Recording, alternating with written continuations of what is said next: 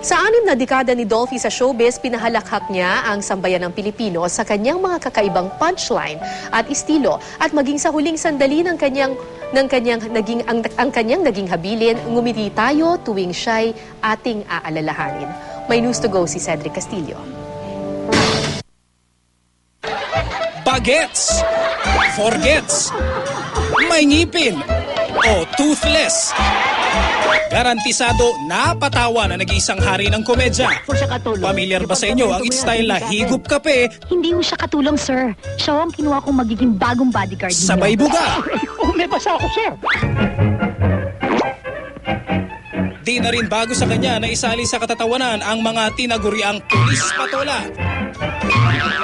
Pagbabating-badingan ba? Wala nang mas bobongga pa sa mga naging paandar niya. Ito maipasayag ang natatangin kung alin to.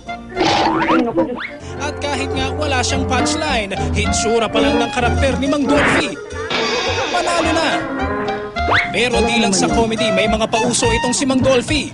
Naging fashion statement niya ang salawal na puruntong. At ilang dekada matapos siyang isuot ito sa John and Marcia, aba-aba, marami pa ring huwan ang tila gaya-gaya sa kanya.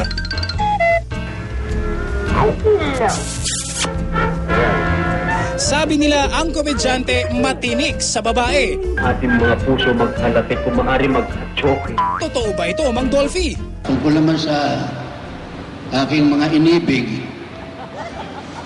wag na muna nating isa-isahin. Baka tayo umagahin dito. Teka, ilan na ba ang bumihag sa puso mo? Balita namin, may Aida, Gracia, Baby, Pamela, Vanji, Pilar, Lotis at Alma. Pero syempre, alam naman na lahat na naging stick-to-one ka na sa iyong one and only, si Jaja. Ang naging supling tuloy ng King of Comedy, 18 lahat-lahat. Hanggang sa huling hantungan, mapagbiro pa rin talaga ang ating minamahal na komedyante. Bago mamaalam, naghabilin. Bawal daw malungkot. Bagkus, alayan siya ng ngiti at tuwa. Amining po. Ako po, Kuya Eric, 19 na anak po ako. Akin pong mami, kilala nyo, si Matutina po. Si Mami Matutina po ang aking mami.